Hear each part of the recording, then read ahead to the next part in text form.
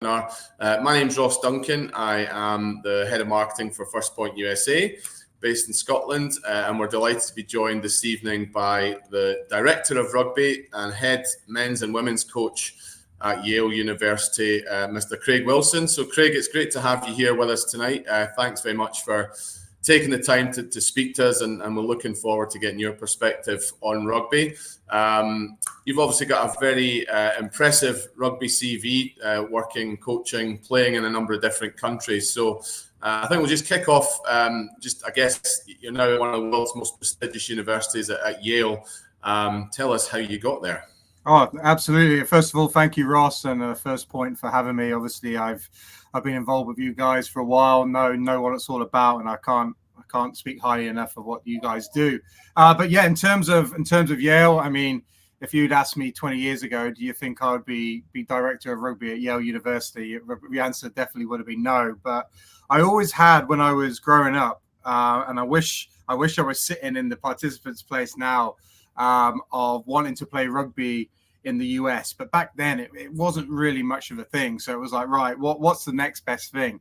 And it's certainly coaching. So I'm living close to the dream which I was thinking of when I was younger, which was absolutely gold. But where I started, despite the accent, I was born in Greenock, Scotland.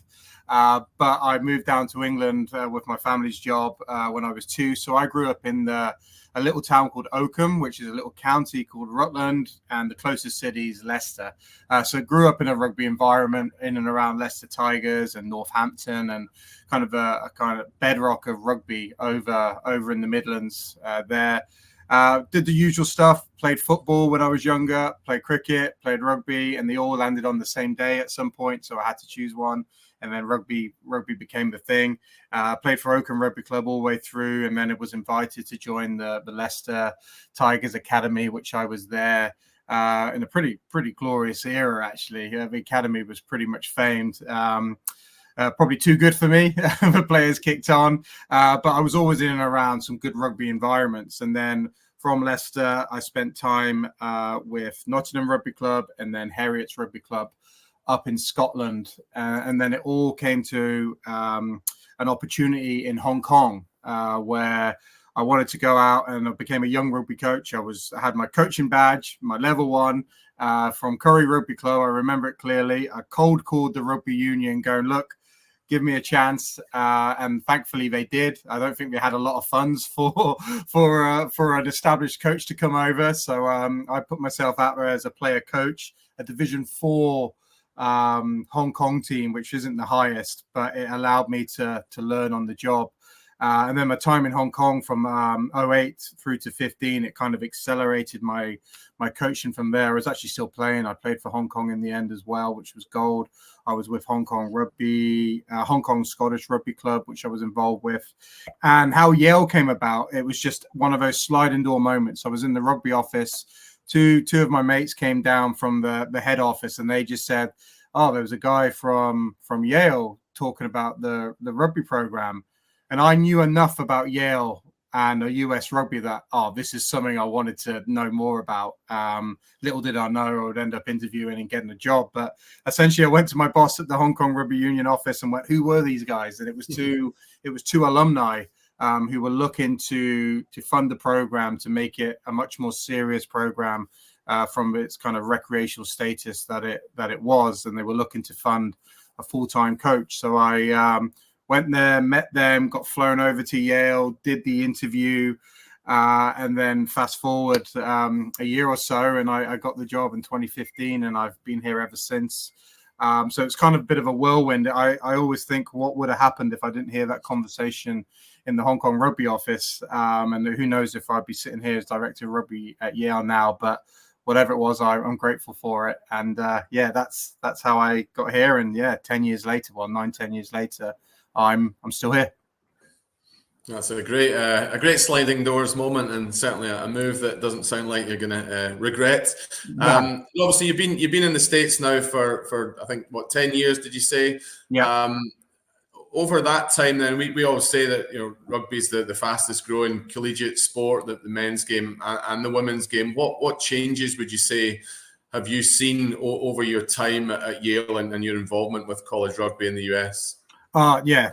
In the 9 years, the level of play and the level of coaching has just shot up. And like here's an example. If my Yale team played the old Yale team that I first inherited, it would be 100-0 win. You know, like the level of caliber of player entering the programs, or athlete. You hear that word a lot in the US. Athlete is significant. The level of coaching is getting higher and higher, particularly at the younger age. So when I first came in, it was mainly 100% of players had not played rugby, where now the high school scene is becoming very legitimized, particularly amongst the Catholic schools, where it's part of the curriculum. And you have these strong pockets. For example, Massachusetts and DC have these strong high school rugby programs what are running right now. And what that means when players are now entering university or college, they're now got a much broader experience, so they can be coached even further, as opposed to here's a rugby ball, run forward, don't run out. Like that's the sort of thing what I was initially I was coaching at Yale when I first got here. But so the understanding of rugby's increased, the coaching of rugby's increased, and couple that with the awesome athleticism that you have out here, then it's just been a nice kind of upward trend of development. And that's across the board. Like the games here in the US, what I see are very, very legit and very real. And it's rugby, you know, it's not just a bunch of very strong men running or women running around. It's it's a very legit game over here now. Yeah.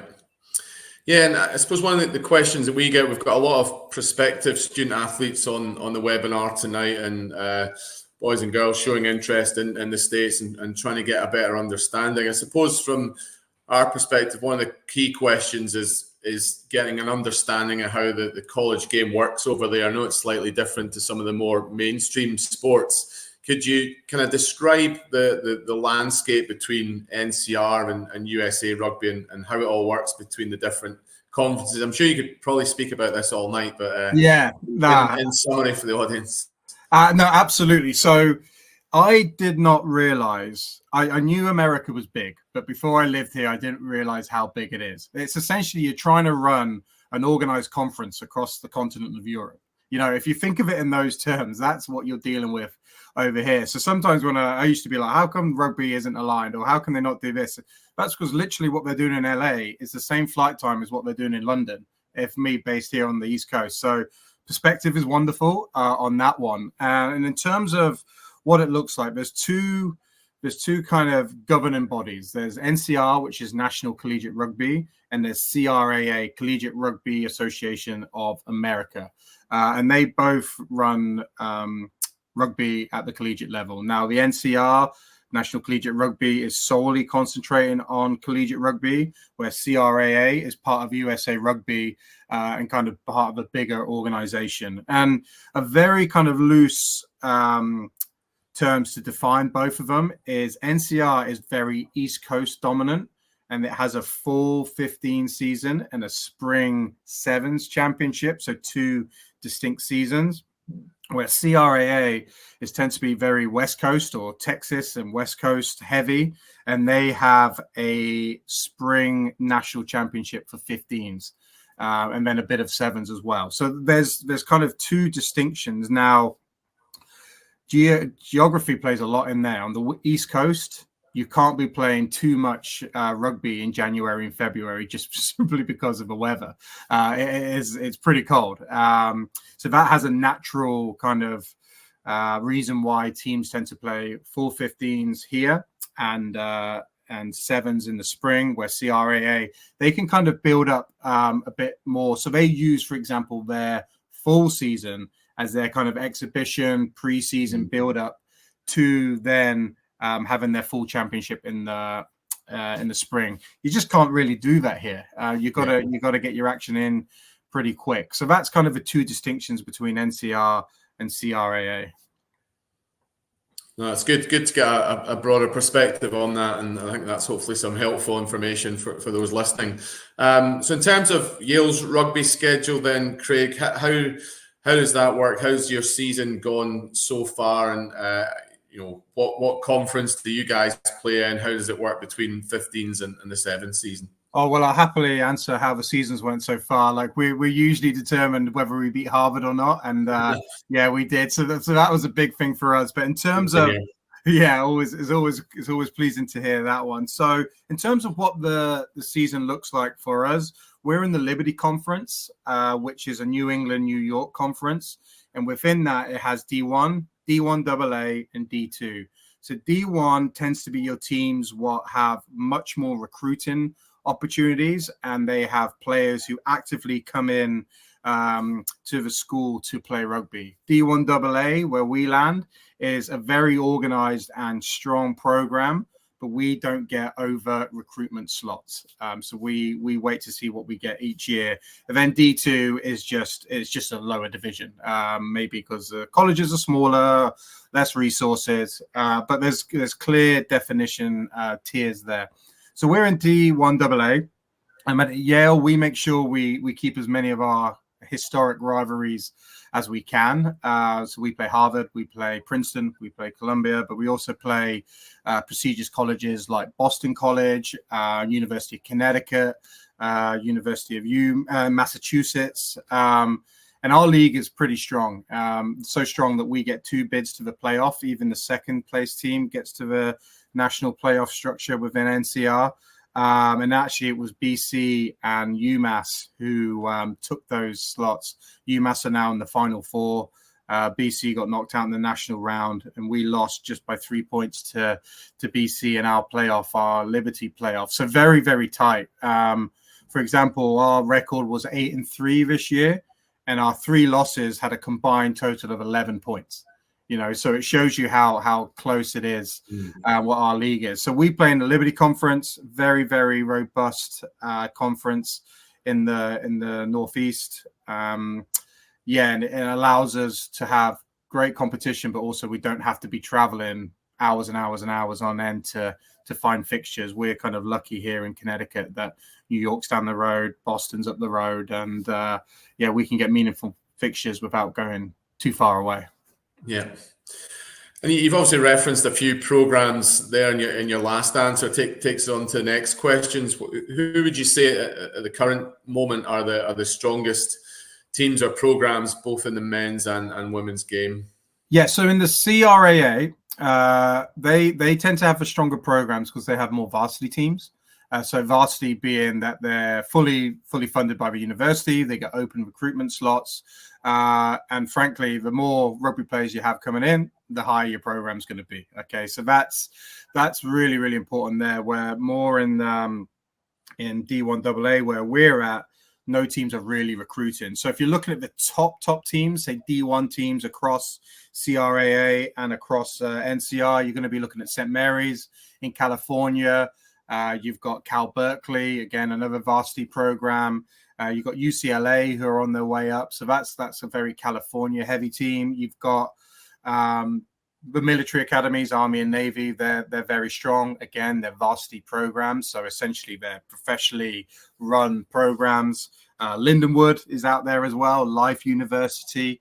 So they're kind of big CRAA teams. And then you've got in the NCR, you've got Brown, which is a fellow Ivy League school. And you've got Queens, you've got St. Bonaventure. So the teams who are at the top of the probably the collegiate pyramid, they do get much more access to recruits, which is probably going to be of interest to a lot of your people on this webinar. And yeah, they tend to be the best teams in the nation as we speak. Yeah. That's good. Good knowledge again. Thanks for that. And moving on to yourselves at Yale, then obviously it's a hugely prestigious university, one of the best known universities, I guess, in the world, and one of the certainly the top ranked in the world.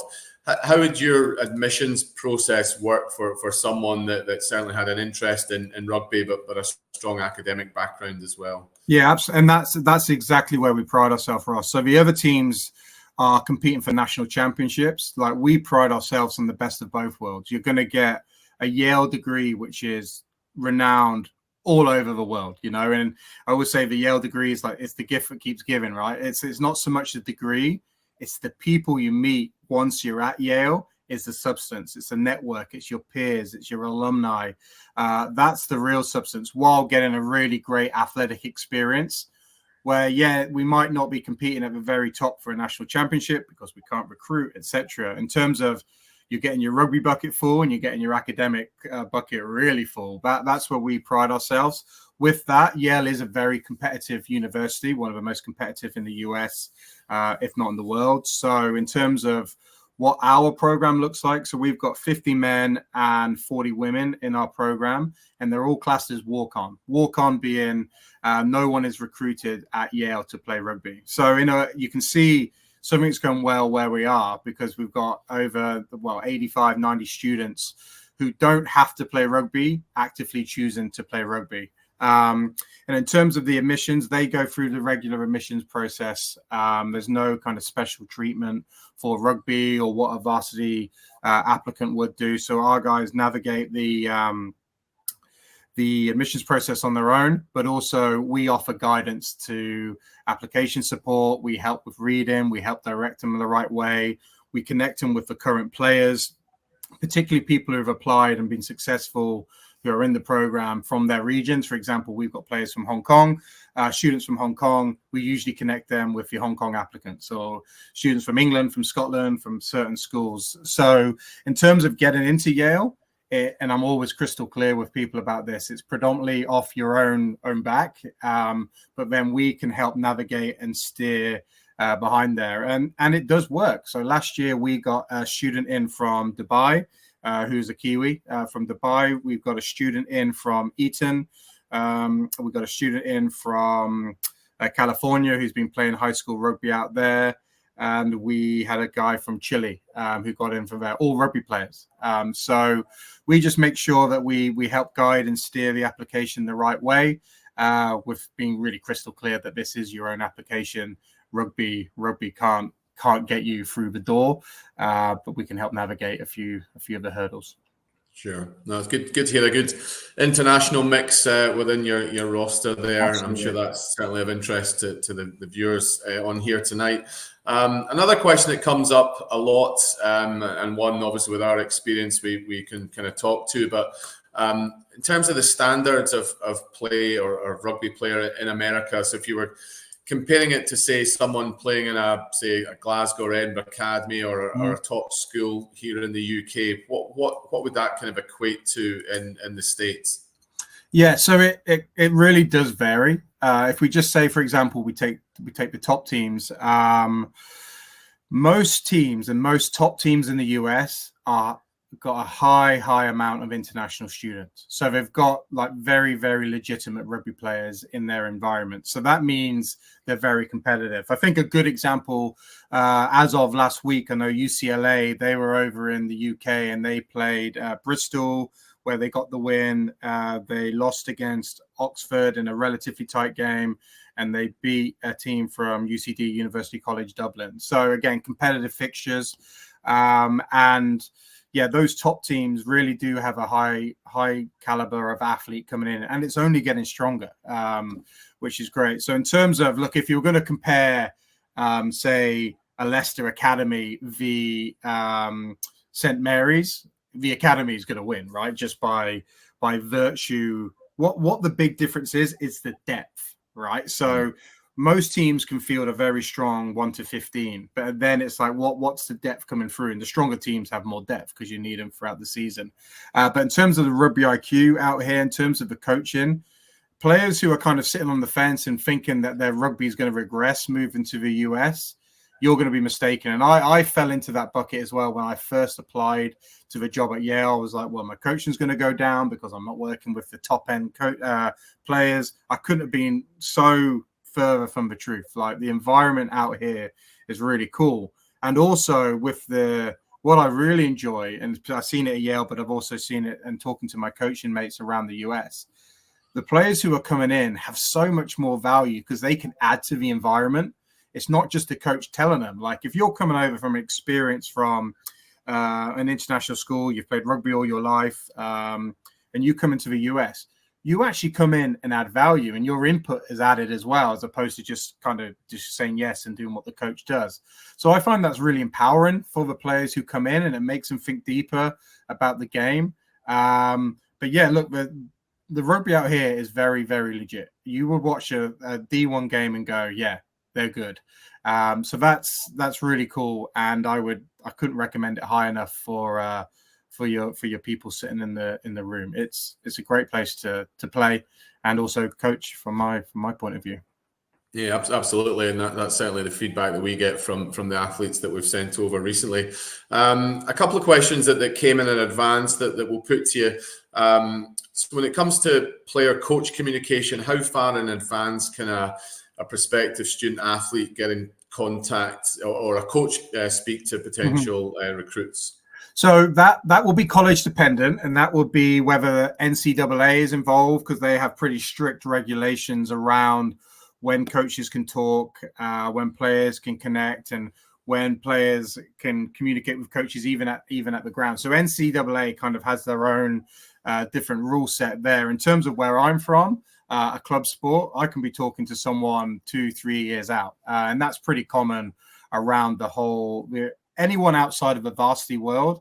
That is very common. We don't have those kind of regulations in place. So, for example, real life, talking about Yale, I've got students who are 2 years out, 1 year out, and also people who are on the radar now because our application deadline is January 2nd for regular admissions.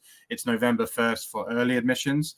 So I'm in constant communication with people now from 1 month out all the way through to 2 years. And each kind of college will have their own independent rules around that and what they can do. But the beauty of being a club sport is you don't have huge oversight by the governing body about when you can talk to students and when you can't. So I'm constantly collecting data now from people who are applying in 2026, 2027. And obviously those conversations change. At first, it's more introduction. This is what we're about, encouraging people to come out and maybe visit the college, to get a bit more serious, like, okay, this is what your application looks like. Why don't we get it in the eyes of people who can help with it? And it kind of develops through the process as you get nearer the time. Yeah.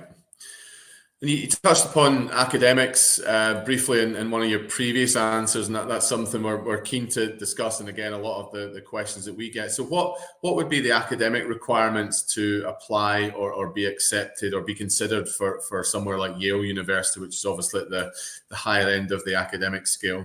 Absolutely. So now Yale is when test, you have to take a test now. So in COVID, the SAT or the ACTs became optional because it was just, you couldn't do it over the COVID years. Centers were closed down. But now it's went to, you must submit a test score, whether that be SAT or ACT. If you're in an SAT, both are very highly competitive brackets. So you want to be looking at a 1550, and ACT, you want to be looking at a 35. So essentially you want to be close to top of your class, if not top of your class, obviously strong grades. But the beauty of America is, across the board, it is a lot more holistic in your application. I remember when I was applying back in the UK to universities in the UK, it was mainly just about show us your grades and we'll go from there. Where in the US, like, they look at the holistic body of the student and go, right, what else have you brought to the table? Because your grades might not be as high as others, but there might be reasons behind that. What are the reasons? What hardships have you went through? How have you overcome that? What have you done to kind of right that ship and bring it back up? So obviously it's a competitive academic environment, but also grades are not simply the be all and end all. You do have to bring your application to life as you as a person. And that's, I think, a really beneficial thing, particularly if taking tests are not your thing. But you can bring your application to life in other ways. And that's pretty much across the board in the US as well. But speaking specifically from Yale, those are kind of 1550, 35 ACT. They're the big kind of scores you want to be looking to get. But there's certainly other factors that the admissions take into consideration for the student body. No, that's good. And I suppose looking at those characteristics then, and maybe what typifies your rugby program. So what would you say you were looking for in an individual to become part of your program? So what we say at Yale, like, you don't come to Yale to be average, right? So that is just, and you don't join the rugby program to be average. All right. But also we don't look at ourselves as you are now a professional rugby player. Okay. I try and make sure that all those buckets are full. First and foremost, your academics is number one. Then you've got to get your extracurriculars. Then it's your sport. Then it's your social life, and we want all those buckets full. So, and I'm there to help out. I often say my best coaching is done in a coffee shop, talking with the players, how you doing, and we rarely talk about X's and O's. We're talking about what's going on, how you doing, where you're at, but as you build a relationship, you build rapport. As you build rapport, you can actually work with the student first and foremost. So I really make sure that the rugby is a healthy student and then a good performance is a byproduct of a healthy student. So we want players who want to come in, don't want to be average, who want to really give it their all. They commit to the training schedule, they commit to the lifting, and also, like, Yale is a very, very demanding place for time, and rugby is a demanding sport. So it's my duty to make sure that rugby fits into their life. It doesn't overtake their life. And that's really, really important. And that's why we've got 50 men in the program, none of which have to be there. So in terms of attributes, it's just that willingness to work hard, that willingness to dig in, particularly when midterms start, when the exams start. And then my commitment to them is to make sure it doesn't go over the top, right? So we want to make sure that our environment is that every time someone's coming to rugby, they're enjoying themselves. Like, they're having a good time. That doesn't mean it's like Mickey Mouse and we run around. Like, we're competing. You're not here to be average. But what does the program need at this given time? Okay, maybe I need to back off a little bit. Maybe why don't we just do an indoor analysis session as opposed to doing another session out in the field? And that's just the relationship I get with a player. So in terms of like what we look for, is highly competitive, not being average, but also that ability to build rapport and connection with their teammates and their coaches, and just be good people around campus. You know, we want guys walking around campus. They're like, I want to be part of that group, as opposed to look at those bunch of jocks, you know, running around. Jocks in the sense of not Scottish people, yeah. In sense of the athletes. You know, we want to be liked and respected around campus, whilst admiring and enjoying that we play a competitive sport and we want to win. Absolutely. And I was speaking to the dad of a student athlete rugby player, one of the First Point's clients who's out there in his freshman year and really enjoying it, but I guess probably didn't quite appreciate the challenge of balancing those kind of academic requirements and the sporting requirements as well, and kind of discussing what a typical day looked like. So in terms of a Yale University rugby athlete, what would a typical day look like from one of your players' perspectives? It's such a great point. If I put myself back into, if I was a student looking to come over to the US, I would really have to think, I'm not going just to play rugby. I'm a student athlete, you know, and I would have found that difficult. I would have needed someone around me to support me through that. Like, rugby's really, really, really, really important to me, but also I've got to go to school. I've got to do my work, you know, and when you're overseas and you're away from your family and away from your support network, you need people around you and coaches around you to look after you and peers to look after you. So yeah, first and foremost, it's student athlete. Like, that is really, really key. And how do we frame that at Yale? So when I first came in, it was your classic Tuesday, Thursday session, which just wasn't enough, and play Saturday. It wasn't enough to kind of get the work we wanted done. Then we jumped to 4 sessions a week. Feedback from the players, too much. All right. So what we've landed on, this is where the rapport and the relationship with the players come in. This is where the coffee shop chats really come in. So what we've landed on, and we've done it for the last 5 years now, is Monday, Wednesday, Friday. Monday, and we kind of frame those days. Monday is our install and recovery. So recovery and install. So recovering from the game, installing what we want to do on the next Saturday. Wednesday is our intense day. So whatever we've installed, we do it under intensity. Fridays are dress rehearsal. So whatever we've worked on throughout the week, you're putting into your rehearsal. Some people call it captain's run. Play Saturday and then repeat. So the on-field sessions are Monday, Wednesday, Friday. We also have a team lift on Tuesday, and then an individual small group lift on Thursday, and they just do that in and amongst their schedule. And there's peaks and troughs to the season. So August all the way through Thanksgiving, essentially just this last week, that would have been that cadence: Monday, Wednesday, Friday, Saturday, Monday, Wednesday, Friday, Saturday. Then in December, exams come around. We drop off the rugby, but the S&C still, we want people to still feel active and fit. And it's a natural outlet as well for the pressures of campus. So rugby's dropped off, but the S&C still continues. And then they'll come back in February, and then it'll start to kind of ramp up again through April. Exams come in May, the rugby drops off. So we kind of have real clear distinctions of how our season goes. And then amongst that, we have that flexibility. I have really a strong relationship with our captains. We're like, look, what do we need at this given point? Like, what do we need? The captains might be like, look, coach, we just need to back off a bit. Or they also say, look, we need to ramp up here. Like, guys are getting a little bit loose. Why don't we get a real tough session in now, just to bring them all back in? And so every session that we have has rationale. And also, I've got to be really, really conscious and respectful of the players' time, because they've got a lot going on. So if I just I've got to make sure I'm doing stuff for their benefit, not just for my benefit as the one person who's paid to be there. Like, these guys are all volunteers essentially. So it's just striking that balance of performance. What do we need? When do we need it? And how do we need it? No, it's great to get your insight on that front. Appreciate your answer for that one. Just as an aside, we've got a question that's just come in on the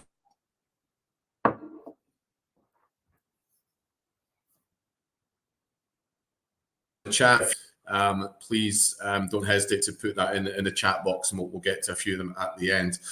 Moving on to women's rugby specifically, Craig, and I guess most of the audience are probably familiar now with Ilona Meyer, who starred for the USA in the Olympic Sevens, winning the bronze medal, and she just this week, I think, signed for Bristol Bears. Obviously, women's rugby, there's going to be the Women's World Cup in 2033. Have you seen a sort of specific rise in interest in women's rugby, and I guess the interest in the number of players applying for different programs, and I guess just the general growth of collegiate women's rugby in general? Oh, look, absolutely. And funny enough, Ilona, she played rugby just down the road in a college called Quinnipiac, which is in Hamden. We're in New Haven. Yale's in New Haven. They're bordering towns. So she's down the road. And her impact, even on our women's program at Yale, so many people came out and joined the program because what they've seen Ilona do. So it is the power of social media. It's the power of her presence, women and men, frankly. Like, she's front and center, and she's by far the biggest star in our sport right now. And in terms of the women's game, so there's a lot more women's varsity programs coming around the corner now, because Title IX is a really big, important thing in the US, which is very, very loosely is whatever equity amongst male and female. And a lot of departments are out of kilter. So women's rugby helps bring the kind of even keel to the athletic departments. So you look at programs, varsity programs around. You've got Harvard, the Ivies have got a big one actually. Harvard, Princeton, Brown, Dartmouth. Harvard being the best women's program around right now. You've got Quinnipiac, where Ilona played. You've got the military academies, and even outside of that varsity bracket, like pretty much every school has a women's rugby team. So any given weekend, there is women's rugby going on. And even at Yale now, we have two teams. We've got a first team and a second team. Now, when I first joined back in 2015, we were scratching together for a 7-side. So you just see what the kind of shift in the women's game of where it's going. And also remember, in the US, the women's soccer has always been legit, factually bigger than the men. And they've always had kind of women's sport has always been big in the US.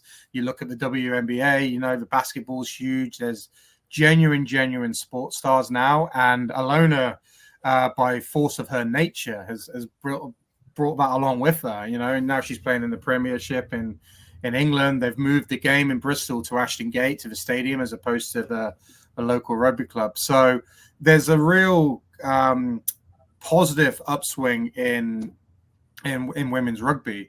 And as you said, with the World Cup around the corner, like the UN, both World Cups around the corner, the US is the place to be. And you got to remember, like, I always look at it like the USA has the kind of best academy system in the world, because the colleges have amazing facilities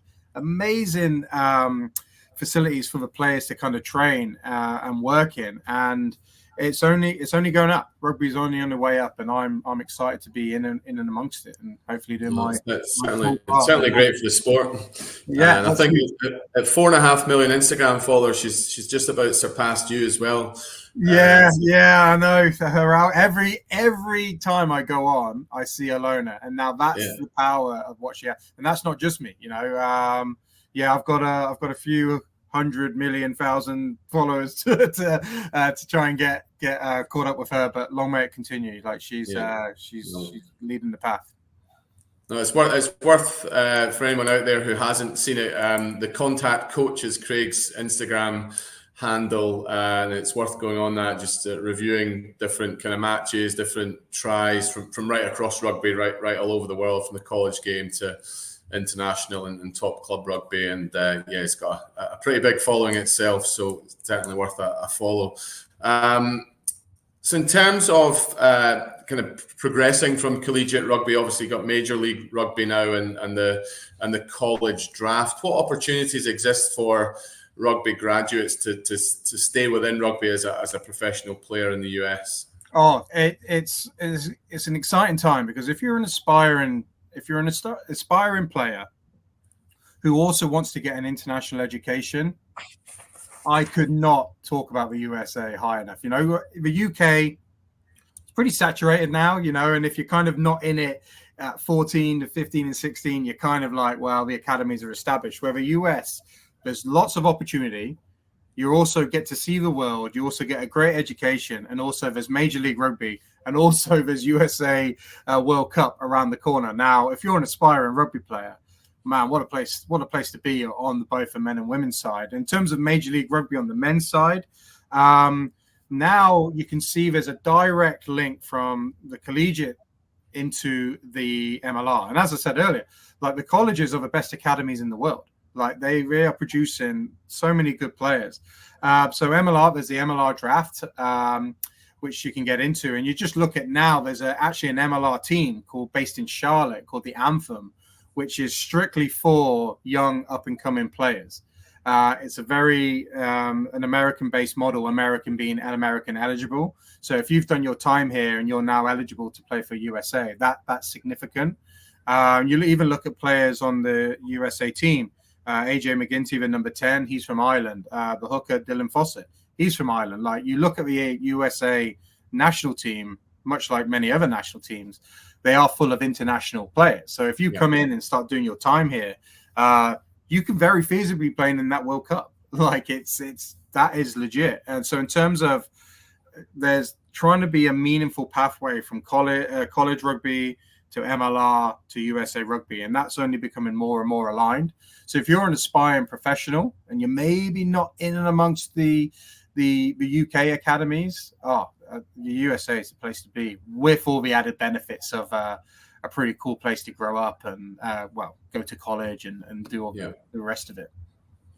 And a related question that's just come in then, and do specific colleges have links with specific MLR clubs, or how would that potentially work if you were good enough to progress? Yes and no. There's kind of a lot of informal relationships. So, for example, if I just look at San Diego, okay, they're pretty connected with University of San Diego. Their coach is involved with them. UCLA have a loose affiliation with the LA team, but the franchises are standalone. The MLR franchises are standalone, and also the draft system here, not like the UK. Like, you could be playing rugby in X part of the nation. If you get drafted to Utah, and you're from New England, that's where you go. Like that's just the direction you go. So there's kind of loose affiliations. When New York was around, New York Rugby, I was involved with New York Rugby. So there's that natural relationship. But there's no real like direct feeder. If you go to college in Boston, you will play for the Free Jacks. But there is kind of those opportunities where you build relationships with the coaches and you go from there. But if you get drafted, you go to, if you enter the draft, you go where you're told. And that's a very cool US model. Yeah, absolutely. Same across different sports. So looking forward for many of the audience that are with us tonight who are considering the US as a route or are already kind of sign with an agency such as First Point, what advice would you give an aspiring rugby player looking to the US for the next step of their career? I would, there's two things, and there's kind of means involved with this as well. So reach out and connect with as many colleges as you possibly can. Start to narrow it down, because the US is so diverse. If you want to be in California, that's very different to being in the Midwest, which is very different to being in the Northeast, which is different to being down south. And everyone has their own different kind of needs and wants as a family. Like, look at the Ivy League, for example. You've got Columbia, which is in New York City. You've got Yale, which is in New Haven, kind of a small city where you get the city vibe, but you've also got that very close-knit campus. You've got Dartmouth, which is rural. If you want to be in the woods, they call themselves the woods, that's where you go. So there's like a very small snapshot of like, where do I kind of want to be in the US? And then you go, right, what colleges offer that? Do they play rugby? And then you get to meet the coaches and meet the players and learn the environment. So when I'm encouraging people to come over here and look around, talk to as many coaches as you possibly can. And then you start to get a natural feel of, are you aligned with that coach? Are you not? And there's no harm not, but you've kind of done that research. Then if you can, and this is, you've got to be considerate of people's needs, and if you can get to the US to visit the colleges, that's when the real kind of substance happens as well. Because there's one thing, everyone puts their best foot forward on a Zoom call or anything like that. But when you walk around campus, you just get a feel of like, this is where I want to be. This really fits my needs. And also, and I would have found this very difficult as a student sitting there, but now as a parent, look at a college. Could you go to that college if rugby was taken off the table? You're only, touch wood, you're only one injury away from not playing for 18 months, for 2 years. You might get a bad injury, whatever it might be. Have you enrolled in a college for the bigger, wider picture, or just a rugby? Now, again, I would have found that difficult, but as a parent, I think it's such an important thing. If rugby was off the table, could I belong here? And I think that's a really powerful thing to be thinking about, because rugby can be a fickle sport. You know, you might not get injured, but you might get injury, and then you have to kind of figure out, do I want to be spending my time here with that? And I think that's such an important thing, but that needs to be considered. So that would be, if you can visit, great, but if in lieu of that, make sure you talk to as many coaches as possible, and the students as well. Like, reach out to the students. Slide into people's DMs and go, look, what's it like as a student athlete there? And because when I get people applying to Yale, I talk to them, but I also get them to talk to my students, because they're living the lived experience. Yeah, I'm the coach. I know what our environment's like. I know what it wants to be like, but the students are living it. So what's it like to be a student athlete? So they're kind of my tidbits of advice there. That's great advice. Thanks for that. And one question that's just come in that relates to your answer there. You talked about injury, and obviously rugby players are susceptible to injury like any sport, but probably more so just with the physicality of it now. Someone just asked, given the cost of US healthcare, what rehab and physio support, for example, do you have available for players on your program? Oh, yeah, absolutely. Look, healthcare is a very real thing. So anyone who enrolls into Yale is part of Yale Health. So they're in the kind of Yale Health system. So any kind of big trauma, big injuries, they go through that, and that's part of their student part of a kind of student package, as it were. I can't talk for other programs because I just don't have that knowledge. In terms of what we do as our program, we make sure that we have, we call them trainers here, physios.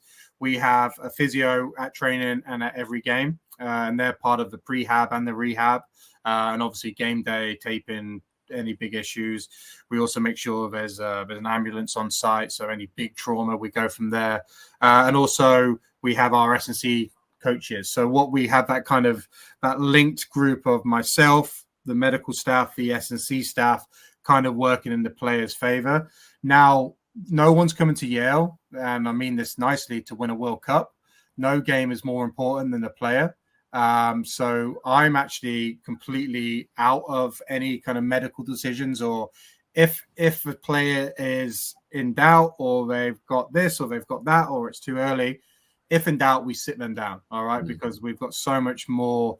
The players' welfare is way more important than any result. And that's really important, where the medical staff and the S&C staff come in. Big one is concussion, right? So we go above and beyond with concussion. We've got to go through, the players got to go through many, many different protocols before they come back. And first and foremost, they have to be signed off by Yale Health. Okay, so first and foremost, they go to Yale Health, diagnosed with a concussion. They can only return once the medical professionals sign them off. Then we put them in the return to play protocol. And then once they've passed that protocol, they can come back and play again. And have players sat out games they didn't want to sit out? 100%. Have players sat out games where I'm sitting there going, I wish they were on the field, they could have made a difference. You bet. But we're in the world of making sure that the players their welfare's first and foremost. And particularly, every college is important and every student's important, but particularly from Yale, their academics is so important. So we go above and beyond in that department. But to answer the question shortly, everyone goes through our Yale Health system. Yeah.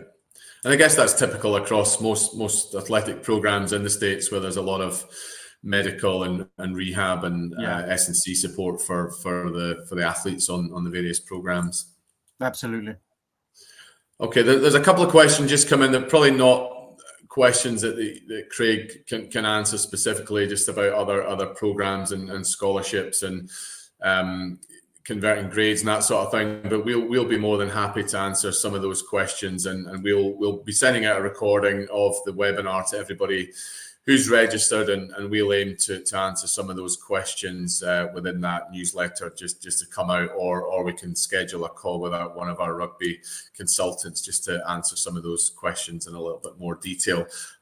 Just a couple of final questions, just more on kind of general rugby chit chat. And you're obviously a keen follower of rugby back here. We've got Six Nations coming up in the not too distant future, after a pretty competitive and enjoyable autumn series over here. Who's your tip for the 2025 Six Nations? Whoa, big question. Now, if Scotland don't do it now, I don't think they're ever going to do it. Like this is a generational team for Scotland. Despite my accent, I know I sound English. I'm not. I actually think England are going to be good shouts for it, and I'll tell you why. They have got one big away game, which is Ireland first up, which I think they could beat Ireland. Ireland are looking a little bit shaky. Andy Farrell going away. If they win that, they've then got 3 home games against France and Scotland, which I think are big ones. So by virtue of them having 3 home games, and I think they can beat Ireland in the first game, I'm gonna go England. And I know that probably doesn't sound like they've lost 5 on the trot. Maybe they beat Japan, whatever. But I think they're going to be good for it. But Scotland have got to go away to England and France, and I'm not sure they can go away and get 2 wins. They can probably get 1. Twickenham seems pretty easy for Scotland these days. But yeah, I think it's going to be a great shootout. I think I'm going to, if you had to, I'll say England, but we shall see. Oh, well, we'll keep that one on record, and we'll come back to you in the end of March and have a chat. But no, I think you're right. England are a young team on the up, and certainly playing some good rugby despite some of the results, but obviously pretty close results, the ones that they were on the wrong end of. And when I was doing my research, discovered that President George W. Bush was a Yale alumni, and indeed a Yale rugby alumni. Played at fullback, I think, in the late 60s. I knew they came from a golfing family, but didn't appreciate he was a rugby player. I guess there's quite a lot of history attached to the university, but that one must jump out as a famous alumni in the rugby program. Yeah, like honestly, Yale, this is like where presidents are made, like it is not beyond the realms of possibility. I'm coaching amongst the men and the women. I'm coaching one of the next presidents, and I'm not joking when I say that. If not, they're going to be high up somewhere. George Bush, if you Google it, there's one of the great pictures, probably not showing his most skillful moment, but he's given a handy right hand to a fellow Dartmouth player. If you Google George Bush, Yale Rugby. So yeah, that's a pretty good one. But look, it's always pretty cool to have, regardless of what political side you're on, which is obviously a big thing over here, having a president amongst your alumni is pretty special. And yeah, there's some good tales about him, which is probably not for a recording, to be honest. If I want to preserve my time at Yale, but yeah, really cool. And I'm being serious when I think I'm probably coaching one of the next presidents of the US, which is quite a thought. Absolutely. And I think it's a baseball stadium named after George Bush Sr. Yeah, we look at it every day. So essentially, baseball, their outfield, we play beyond that. So we see his dad's stadium. So maybe one day the rugby stadium might be called the George W. Stadium, which I'm not sure how that will go down in the college, but we shall see.